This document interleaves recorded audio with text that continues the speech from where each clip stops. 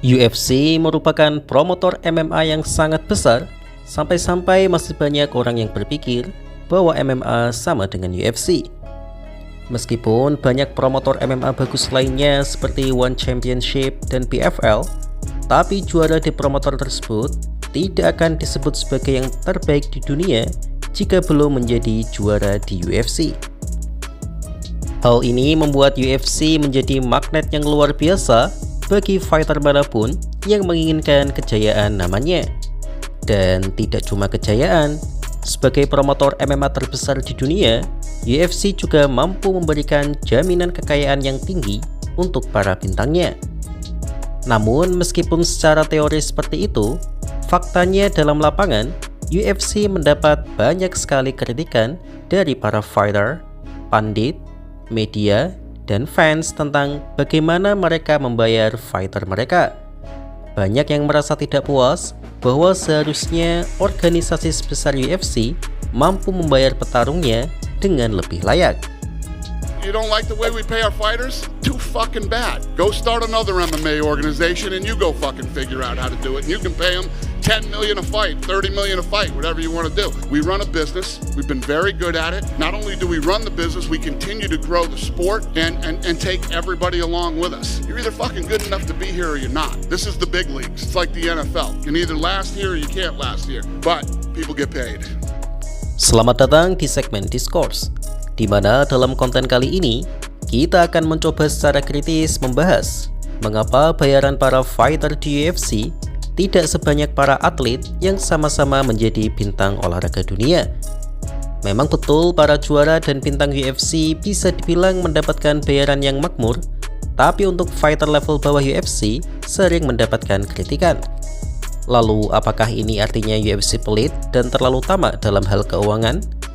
Berikut ini adalah beberapa faktor yang membuat bayaran petarung UFC masif mendapatkan kritikan. Sebagai disclaimer, konten ini murni dari kacamata fans awam seperti saya yang hanya mendapatkan data dari browsing dan surfing di media. Jadi untuk lebih lengkapnya, teman-teman bisa simak konten yang punya otoritas dan kredibilitas tinggi seperti Luke Thomas, Dave Meltzer, atau ESPN MMA. I was 17 for Contender Series. I got paid $10,000 when I won. After like a week and a half, bro, it was gone, bro. What'd you spend it on?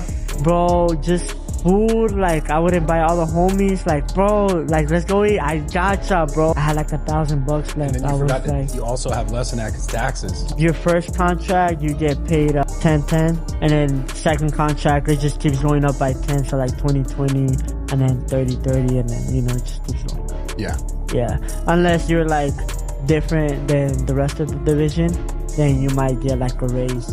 Are you different than the rest of the division? Thankfully, yeah. Pertama adalah usia promotor. Sebagai sesama combat sport, UFC sering sekali dibandingkan dengan boxing yang dikenal sangat royal dalam membayar petinju mereka. Salah satu alasan utama promotor tinju bisa membayar begitu banyak bintangnya adalah karena tinju modern sudah berumur lebih dari 150 tahun, sedangkan UFC baru berumur 30-an tahun. Sebagai olahraga yang sangat tua, boxing sudah tidak perlu melakukan banyak hal untuk meluaskan nama brandnya, sehingga mereka dapat mengalokasikan pendapatan mereka fokus ke atlet mereka.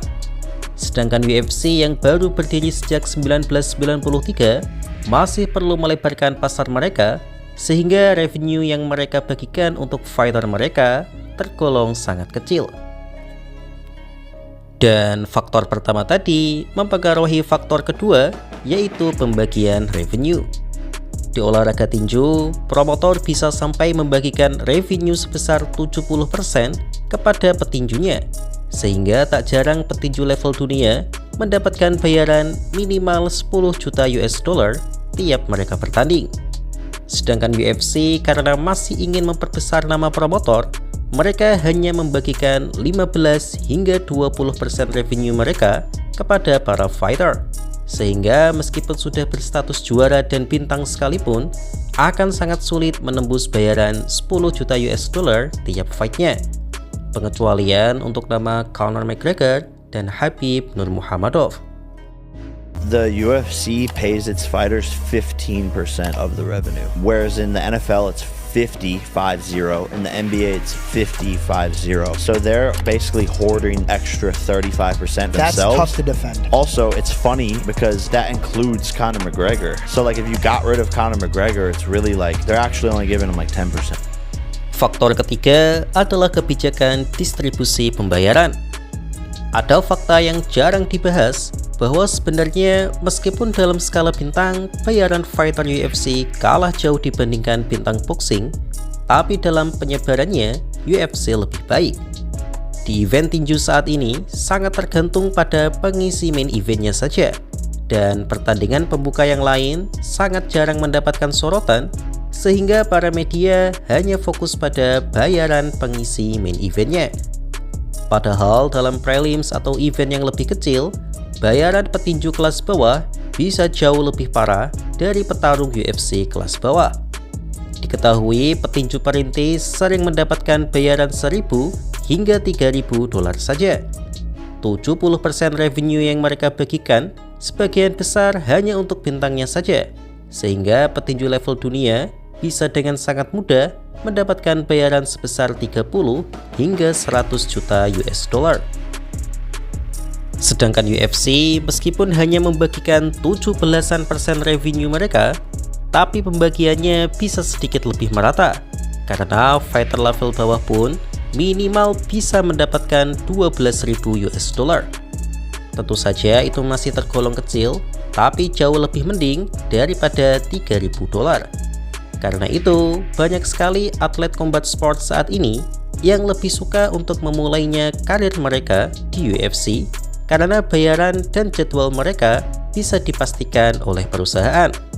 Ya, meskipun saat mereka sudah jadi bintang, mereka ngebet ingin pindah menjadi petinju sih, karena bayarannya bisa mencapai 20 kali lipat. Ilia Topuria adalah contoh superstar yang secara terbuka akan bertinju seusai berkarir di UFC. Why do you think the UFC gets so much flack for not paying their fighters? Because I don't tell anybody what they get paid. I don't tell anybody what they get paid, and guess what? Neither do the fighters. There's no gag order in place. These fighters could come out and say exactly what they make. Faktor selanjutnya adalah jenis kontrak UFC. Perlu diketahui, para fighter yang bekerja di UFC bagaikan freelance atau pekerja serabutan, di mana mereka tidak mendapatkan gaji bulanan, tapi hanya akan dibayar jika ada pertarungan, sehingga kontrak tersebut sangat menguntungkan UFC. Hal ini yang sering menjadi kritikan, karena untuk membayar fighter pemula, UFC hanya perlu membayar 12.000 dolar, dan UFC berhak memonopoli semua sponsor. Sebagai gantinya, fighter hanya akan mendapatkan sponsor yang ditentukan oleh UFC, yang contohnya saat ini UFC sedang bekerja sama dengan Crypto.com. Karena itu, fighter kelas rendah sangat berharap mendapatkan bonus Performance of the Night atau Fight of the Night, karena dengan hadiah 100.000 US dollar sebagai bonus sudah lebih banyak daripada bayaran pokok mereka. Terlihat kejam memang, tapi hal ini justru didukung oleh petarung hardcore seperti Jack Della Maddalena. Bayaran rendah itu bisa digunakan untuk memicu semangat fighter, karena kalau dari awal dibayar mahal, fighter akan tidak punya motivasi lebih untuk berkembang. Lagi pula ketika petarung UFC sudah mendapatkan ranking atau bahkan sudah berada di papan atas, meskipun tidak sebesar tinju, tapi UFC cukup layak dalam membayar mereka. Dustin Poirier, Justin Gaethje, atau petarung bintang non-juara lainnya bisa mendapatkan bayaran pokok minimal 1 juta US dollar. Untuk juara dan bintang seperti Alex Pereira, Islam Makhachev, dan Ilia Topuria bisa menghasilkan 2 hingga 3 juta US dollar sebagai bayaran pokoknya saja.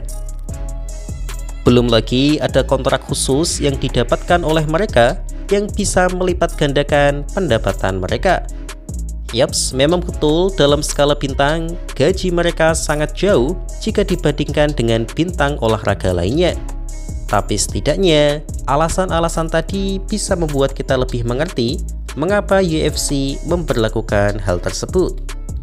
You don't like the way we pay our fighters? Too fucking bad. Go start another MMA organization and you go fucking figure out how to do it. And you can pay them 10 million a fight, 30 million a fight, whatever you want to do. We run a business. We've been very good at it. Not only do we run the business, we continue to grow the sport and take everybody along with us. You're either fucking good enough to be here or you're not. This is the big leagues. It's like the NFL. You can either last here or you can't last here. But people get paid. Demikian untuk segmen Discourse kali ini. Nantikan pembahasan menarik seputar UFC lainnya hanya di channel MMA Discourse. Lalu jika teman-teman memiliki request tema, bisa ditulis di kolom komentar. Terima kasih.